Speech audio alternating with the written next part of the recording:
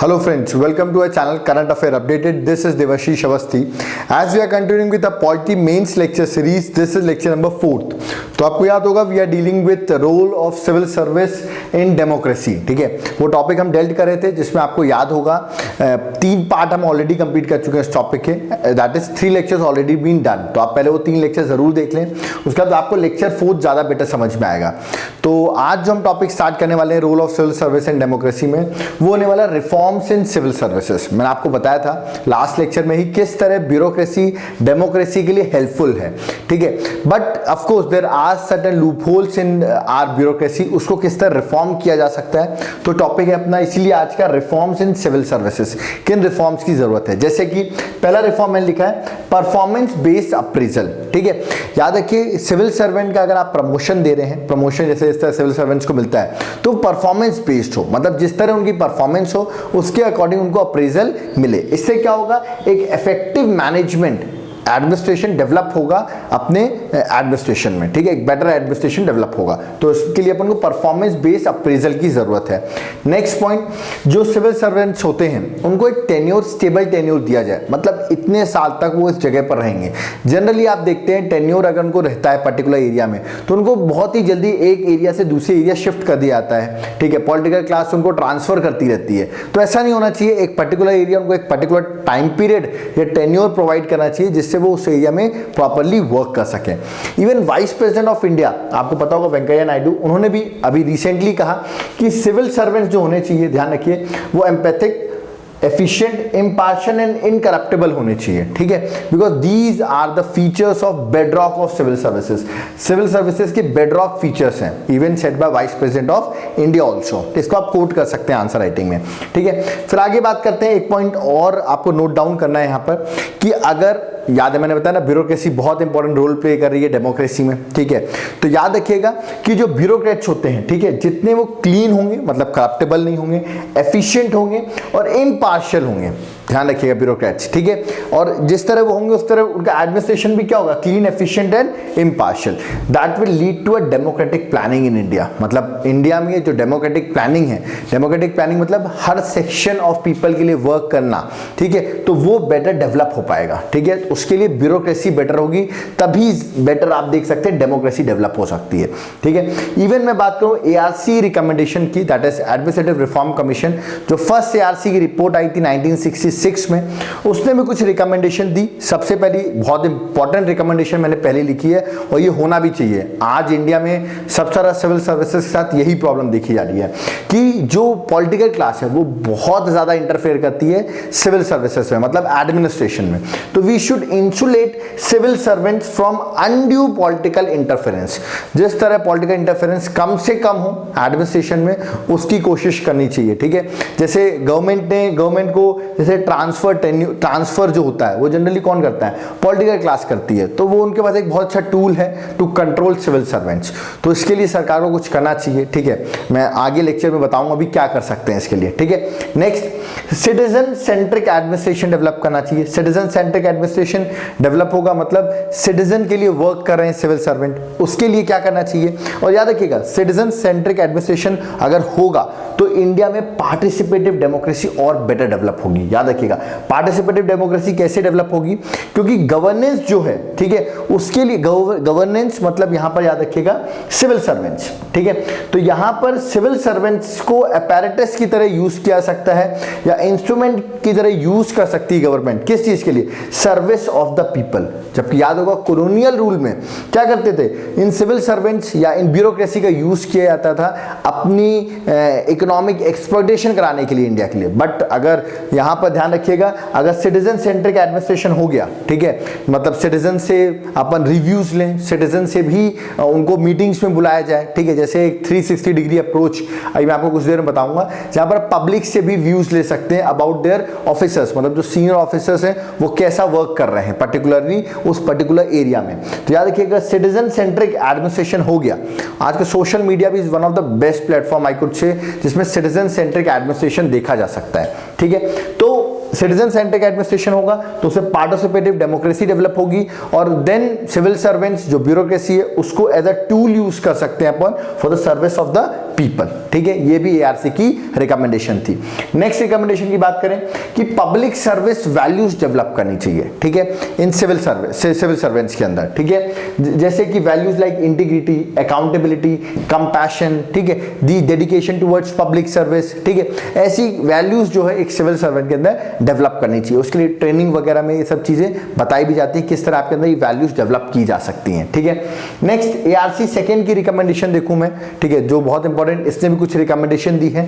उनकी रिकमेंडेशन के अकॉर्डिंग एक तो national institute of public administration create कर देना चाहिए। ठीक है, इससे क्या होगा, और बैचलर डिग्री प्रोवाइड करना चाहिए। मतलब लोग पब्लिक एडमिनिस्ट्रेशन के बारे में बैचलर डिग्री लेके आए तो दे शुड हैव मतलब एक स्पेशल नॉलेज हो उनको। ठीक है, रिलेटेड टू एडमिनिस्ट्रेशन। ठीक है, अभी क्या होता है, इंजीनियरिंग बैकग्राउंड से, मेडिकल बैकग्राउंड से, कहीं से भी लोग सिविल सर्वेंट्स बन रहे हैं, तो इससे बेटर है पब्लिक एडमिनिस्ट्रेशन इंस्टीट्यूट्स बनाए जाए, लोग इससे आए सिविल सर्वेंट बनने, तो और थोड़ा बेटर एडमिनिस्ट्रेशन हो सकेगा। ठीक है, इवन ट्रेनिंग को मैंडेटरी करने की बात की गई है। आपको पता है ट्रेनिंग स्किप कर दी जाती है, उसको मैंडेटरी रखा जाए। गवर्नमेंट ने तो ये भी कर दिया, ट्रेनिंग के मार्क्स ऐड होंगे जिससे कि आपको कैडर मिलेगा। ये भी अभी नया चेंज हुआ है। तो of course these types of thing could be a reform we can say. ठीक है, और पीरियोडिकली ट्रेनिंग भी होनी चाहिए। ऐसा नहीं सिर्फ एक बार ट्रेनिंग हो गई। ठीक है, कुछ पर्टिकुलर ईयर सेट कर दें जिसकी वजह से अगेन आपको एक बार ट्रेनिंग प्रोवाइड की जाए। ठीक है, नेक्स्ट सिविल सर्वेंट्स को मोटिवेशन के लिए, इसमें वो मोटिवेटेड रहे, नेशनल अवार्ड्स प्रोवाइड करना चाहिए। कुछ अवार्ड्स उनको देने चाहिए जिससे वो मोटिवेटेड हो। मतलब जो उन्होंने अच्छे काम किया है उसको गवर्नमेंट आगे रखे, उनको अवार्ड दे। उनकी जो उन्होंने अच्छा काम किया है, गुड सर्विस प्रोवाइड किया है, उसको एडवर्टाइज करे गवर्नमेंट। तो these could be following steps by the government. ठीक है, इवन अगला एक रिफॉर्म की बात करता है एआरसी कि टू इंटेंसिव रिव्यू होने चाहिए। टू इंटेंसिव रिव्यूज कहने का मतलब जैसे आप पब्लिक सर्विस में हो, सिविल सर्वेंट हो, जॉब कर रहे हो, तो 14 साल में आपका रिव्यू किया जाए कि आप कैसा वर्क कर रहे हो, एफिशिएंट है या कोई प्रॉब्लम्स है। ठीक है, और एक अगला रिव्यू आपकी 20 साल की सर्विस होने पर किया जाए। तो इससे क्या होगा, इससे आपका रिव्यू किया जाएगा, आपको प्रॉब्लम्स बताई जाएंगी, और ये भी सरकार जान सकेगी कौन सा सिविल सर्वेंट बेटर वर्क कर रहा है। ठीक है, नेक्स्ट बात करूं तो एक सेंट्रल सिविल सर्विस अथॉरिटी बनाने की भी डिमांड की है, दैट इज सेकंड एआरसी ने। उसमें उसने बोला 5 मेंबर एक सेंट्रल सिविल सर्विस अथॉरिटी हो जो रिव्यू करे, एडॉप्ट, मतलब क्या रिव्यू करे, adoption and implementation of civil service values. जो सिविल सर्विस वैल्यूज मैंने अभी आपको बताया, इंटीग्रिटी, कंपैशन, ये सब वैल्यूज हमें ऐड ऑन करनी चाहिए सिविल सर्वेंट के अंदर। तो उसके लिए क्या हो, एक अथॉरिटी बनाई जाए जिसका काम हो कि कौन सी वैल्यूज ऐड करनी है। ठीक है, रिव्यू करे कैसे वैल्यूज ऐड होंगी, क्या प्रोसेस होगा, क्या मेथड होगा, हम ट्रेनिंग में प्रोवाइड करेंगे। जैसे एथिक्स का सिलेबस ही सिविल सर्विसेज में ऐड किया गया, बहुत अच्छा एक तरीका है जिससे लोगों को पता चले एथिक्स के बारे में, वैल्यूज के बारे में। तो ये भी एक वे है कि सिविल सर्वेंट्स वो आए जो एथिकली करेक्ट हो। ठीक है, तो ये एडॉप्शन और इंप्लीमेंटेशन किस तरह सिविल सर्विसेज के अंदर वैल्यूज ऐड ऑन की जा सकती है, उसके लिए एक अथॉरिटी बनाई जाए। ठीक है, नेक्स्ट बात करूं कुछ अदर रिफॉर्म्स की जो सिविल सर्विसेज में हो सकते हैं, जैसे कि सिविल सर्विस बोर्ड बनाया जाए। मैंने अभी आपको बताया था ट्रांसफर वगैरह जो होता है, transfer, posting, promotion generally political class के हाथ में रहता है, जिसको वो यूज करते हैं कि जो सिविल सर्वेंट है वो उनके साइड में रहे। ठीक है, तो ये ना हो, इसलिए सिविल सर्विस बोर्ड बनाया जाए जो ट्रांसफर, पोस्टिंग, प्रमोशन देखें सीनियर सिविल सर्वेंट्स के। ठीक है, नेक्स्ट 360 डिग्री अप्रेजल सिस्टम हो। अभी आपने सुना हो एसीआर होती है, जैसे अगर किसी सिविल सर्वेंट को प्रमोट किया जाता है तो उसकी एसीआर की रिपोर्ट के हिसाब से प्रमोट कर दिया जाता है। बट यहाँ पे 360 डिग्री परफॉर्मेंस अप्रेजल सिस्टम हो, जहां पर एक सिविल सर्वेंट को ना सिर्फ उसका सीनियर बताएगा हाउ ही इज वर्किंग, उसका पीयर ग्रुप भी बताएगा, मतलब जो उसके साथ हैं सेम पोस्ट में, पब्लिक भी बताएगी, अपने रिव्यूज रखेगी, और उसके जो सबऑर्डिनेट है वो भी अपने रिव्यूज रखेंगे। ये चारों को रिव्यू देख के ही उसको प्रमोशन में मार्क्स दिए, मतलब मार्क्स मिलेंगे और उसके हिसाब से उसका प्रमोशन होगा। तो एक performance appraisal system 360 degree approach में होना चाहिए। ठीक है, फिर जो लेटेस्ट रिफॉर्म है जो ऑफ कोर्स इंडिया में हो भी चुका है, कह सकते हैं अभी स्टार्ट हुआ है, लेटरल एंट्री का। ठीक है, व्हाट इज लेटरल एंट्री, ये सेकंड एआरसी ने भी रिकमेंड किया था, मैं आपको बता दूं।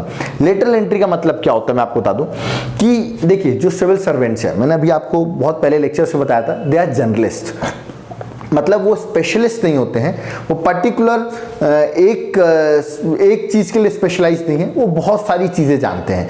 मतलब बहुत से एरियाज में वो मतलब उनकी क्या है, जैसे एक सिविल सर्वेंट है वो आपके एग्जाम का पैटर्न ही देखा होगा, उससे पॉलिटी, ज्योग्राफी, हिस्ट्री, इकोनॉमिक्स सब पढ़ता है, वो पर्टिकुलर एक सब्जेक्ट नहीं पढ़ता है, ठीक है। तो सिविल सर्वेंट क्या होते हैं, जर्नलिस्ट बनते हैं, ठीक है, स्पेशलिस्ट नहीं बनते हैं।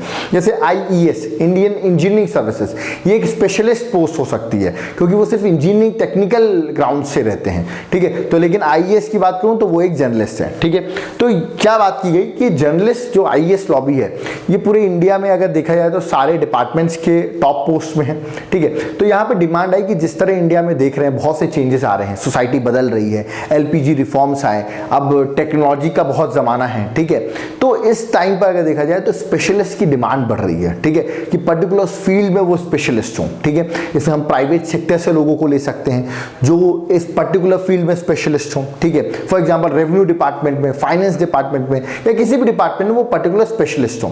तो लेटरल एंट्री में क्या करते हैं, अपॉइंटमेंट ऑफ स्पेशलिस्ट, ठीक है, from private sector. Private sector हम कुछ स्पेशलिस्ट उठाएंगे इन गवर्नमेंट ऑर्गेनाइजेशन, उनको गवर्नमेंट में रखेंगे in for example joint secretary की पोस्ट में हम उनको रख देते हैं, जिससे हम उन स्पेशलिस्ट की जो इंपॉर्टेंट उनकी एक्सपर्ट है जिस फील्ड में, है ना, तो वो हम उसका यूज कर सके। तो इसको कहते हैं लेटरल एंट्री, ठीक है। तो उससे बेटर क्या होगा, एडवांटेजेस क्या है, वो एक्सपर्टाइज रहेंगे, वो एक वर्क कल्चर बेटर डेवलप कर पाएंगे, क्योंकि आपको पता होगा इंडियन एडमिनिस्ट्रेशन का कल्चर ही है आराम से कल्चर, मतलब कहते हैं आराम कल्चर, ठीक है, मतलब यहाँ पे चलता है कल्चर चलता है, ठीक है। कहने का मतलब कि चीजों को इतना फास्ट फॉरवर्ड नहीं किया जाता, लेकिन वो आएंगे तो इंडिया का जो वर्क कल्चर है वो बदलेगा, है ना, कंपटीशन बढ़ेगा विद इन द सिस्टम, ठीक है, क्योंकि कुछ सिविल सर्वेंट जो IAS लॉबी से प्रमोट होकर आ रहे हैं और कुछ डायरेक्टली ज्वाइंट सेक्रेटरी में आ रहे हैं, तो ये कंपटीशन डेवलप होगा कौन बेटर वर्क करता है, ठीक है। देन स्पेशलाइज स्किल्स रहेंगे, उनको जिस स्पेशलाइज स्किल्स में रहेंगे उनको वहां उनकी टेक्निकल एक्सपर्ट्स को उनको पुट करके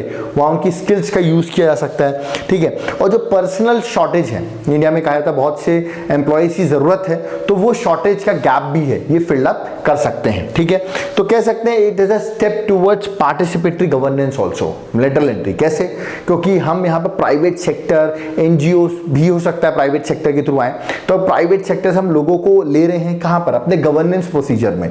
तो कह सकते हैं पार्टिसिपेशन बढ़ रहा है, मतलब एक नैरो बेस अप्रोच जो थी, मतलब कुछ लोग ही सिविल सर्वेंट बन पाते थे, अपन ने बेस को बढ़ा दिया, नैरो को ब्रॉड करने की कोशिश की है। तो कह सकते हैं lateral entry is a step towards participatory governance, ठीक है। बट ऑफ कोर्स इतने पॉजिटिव हैं तो कुछ ऑफ कोर्स नेगेटिव्स भी हैं लेटरल एंट्री के, जो इश्यूज अपन कह सकते हैं रिलेटेड टू लेटरल एंट्री।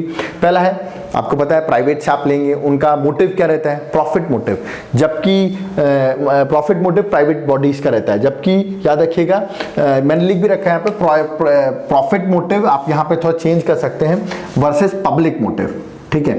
तो जो प्राइवेट बॉडीज होती हैं उनका मोटिव रहता है प्रॉफिट का, प्रॉफिट ओरिएंटेड वर्क करती हैं, जबकि जो गवर्नमेंट है उनका मोटिव क्या रहता है, पब्लिक के लिए वर्क करना। तो यहाँ पर वो आइडियोलॉजी से आए हैं प्राइवेट प्रॉफिट मोटिव से, वो आ गए हैं गवर्नमेंट ऑर्गेनाइजेशंस में।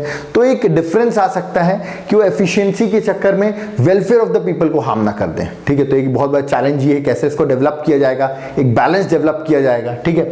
फिर नीड ऑफ ट्रांसपेरेंट प्रोसेस, इनको चूज कैसे करेंगे हम, है ना, क्या मेथड होगा, कैसे, क्या UPSC एग्जाम लेगा इसके लिए, तो ये अगेन एक मेथड शुड बी ट्रांसपेरेंट, वरना सिविल सर्विसेज में भी क्या होगा, पॉलिटिकल क्लास अपने ही लोगों को वहां पर एंट्री करा देगा। तो याद रखना यहाँ पर एक ट्रांसपेरेंट प्रोसीजर की भी बहुत बड़ा इशू है, ठीक है। फिर इंटरनल रेजिस्टेंस, क्या IAS लॉबी चाहेगी कि जिसने UPSC एग्जाम नहीं निकाला वो डायरेक्टली ज्वाइंट सेक्रेटरी के लेवल में एंटर कर जाए, ऑफ कोर्स नहीं। तो एक इंटरनल रेजिस्टेंस भी होगा विद इन द सिस्टम, ये भी एक बहुत बड़ा इशू है, ठीक है। बट स्टिल अगर मैं बात करूं तो एडहॉक पर्पस से, टेम्पररी पर्पस से अपन लेटरल एंट्री को बढ़ावा दे सकते हैं, मतलब it could be a best tool, good tool also, क्योंकि हम स्पेशलिस्ट एंटिटी को यूज कर सकते हैं अपने गवर्नेंस को बेटर करने में। तो yes, in ad hoc purpose it could be a good procedure, but इसको परमानेंट नहीं कर देना है अपन को, ठीक है। Even instead of this you can provide intensive training to civil servants, आप सिविल सर्वेंट्स को बेटर ट्रेनिंग प्रोवाइड करिए, स्पेशलाइज्ड ट्रेनिंग प्रोवाइड करिए पर्टिकुलर फील्ड में,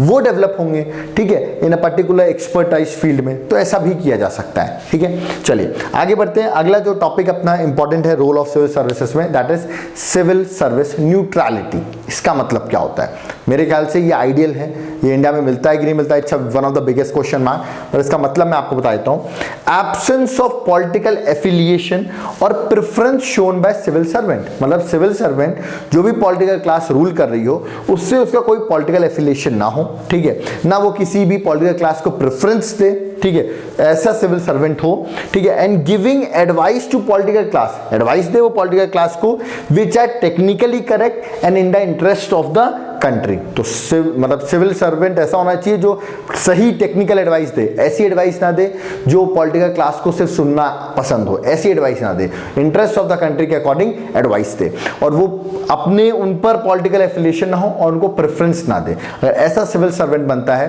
तो अपन कहते हैं सिविल सर्विस न्यूट्रलिटी आ गई है। But in India right now this is a biggest task I think any civil servant could achieve, कि सिविल सर्विस न्यूट्रलिटी इंडिया में डेवलप हो पाए। ये डेवलप हो गई तो one of the best method हो जाएगा। तो जो अपन आइसोलेट करना चाहते हैं ना सिविल सर्वेंट को फ्रॉम पॉलिटिकल क्लास, वो तभी आएगा जब सिविल सर्विस न्यूट्रलिटी इंश्योर हो, ठीक है। अभी तो मैं कह सकता हूँ पॉलिटिकल कमिटेड ब्यूरोक्रेसी चल रही है इंडिया में, मतलब वो जो भी पॉलिटिकल क्लास रहती है वो उसी के अकॉर्डिंग उनको सजेशन देते हैं, नेक्स्ट पॉलिटिकल क्लास आ गई उनको उनके अकॉर्डिंग सजेशन देते हैं। इन the interest of public I don't think they give the advice, but अगर देते हैं तो ये होना चाहिए एक सिविल सर्वेंट के अंदर, ठीक है। एक मैंने बहुत अच्छा डायग्राम बनाया है, यहाँ पर आप डायग्राम को देख सकते हैं। यहाँ पर टॉप में मैंने मिनिस्टर को बैठा रखा है और उसके अंडर कौन है, सिविल सर्वेंट्स, दोनों ही एक एग्जीक्यूटिव है, मिनिस्टर्स भी और सिविल सर्वेंट भी। सिविल सर्वेंट देखा जाए तो पॉलिटिकल एग्जीक्यूटिव है, जबकि मिनिस्टर जो है वो पॉलिटिकल एग्जीक्यूटिव है, जबकि जो सिविल सर्वेंट है वो एडमिनिस्ट्रेटिव एग्जीक्यूटिव है। ये टेम्पररी एग्जीक्यूटिव है, हो सकता है 5 साल बाद हट जाए, बट जो एडमिनिस्ट्रेटिव एग्जीक्यूटिव है वो परमानेंट एग्जीक्यूटिव्स होते हैं। तो देखा जाए तो मिनिस्टर्स को रिस्पॉन्सिबल कौन है, सिविल सर्वेंट को अपनी रिस्पॉन्सिबल है मिनिस्टर्स को, उनको हर चीज का आंसर देना पड़ता है मिनिस्टर्स को, ठीक है। और पब्लिक किसको रिस्पॉन्सिबल ठहराती है, वो है मिनिस्टर्स। क्यों, क्योंकि हर 5 साल में इलेक्शन होते हैं, इलेक्शंस में आपको वो बाहर कर सकती है अगर आपने अच्छा वर्क नहीं किया होगा, बट वो डायरेक्टली किसी सिविल सर्वेंट को बाहर नहीं कर सकती है, ठीक है। तो देखा जाए तो पब्लिक किसको डायरेक्टली किसको पकड़ सकती है, मिनिस्टर को, मिनिस्टर किसको पकड़ेगा, सिविल सर्वेंट को। तो indirectly we can say civil servant are indirectly accountable to whom, public, but direct accountable minister और पब्लिक है, याद रखिएगा। तो एक मैंने आपको डायरेक्ट रिलेशनशिप बताई है बिटवीन हुम, minister, public, that is political executive, administrative executive and the people of India, ठीक है। बहुत अच्छा डायग्राम है, इसको आप यूज कर सकते हो आंसर राइटिंग में, ठीक है। तो अपना 4th पार्ट जो था सिविल सर्विस डेमोक्रेसी में वो कंप्लीट हो गया है। अब एक पार्ट और आएगा इस चैप्टर का, उसका ये चैप्टर जो है role of civil service in democracy will complete. There are certain more topics which are left, I'll complete that topic in my coming lecture। तो अगर आपको लेक्चर पसंद आ रहा हो प्लीज इसको लाइक, कमेंट और शेयर जरूर करें। If you find any of the queries आप कमेंट बॉक्स में कमेंट कर सकते हैं, और आपको किसी भी सब्जेक्ट के नोट्स चाहिए हो, हैंड रिटन नोट्स चाहिए हो जो मैंने खुद लिखे हैं, चाहे वो polity, geography, history, any of the subjects, आप नीचे दिए गए फोन नंबर पर कॉन्टैक्ट कर सकते हैं। Thank you.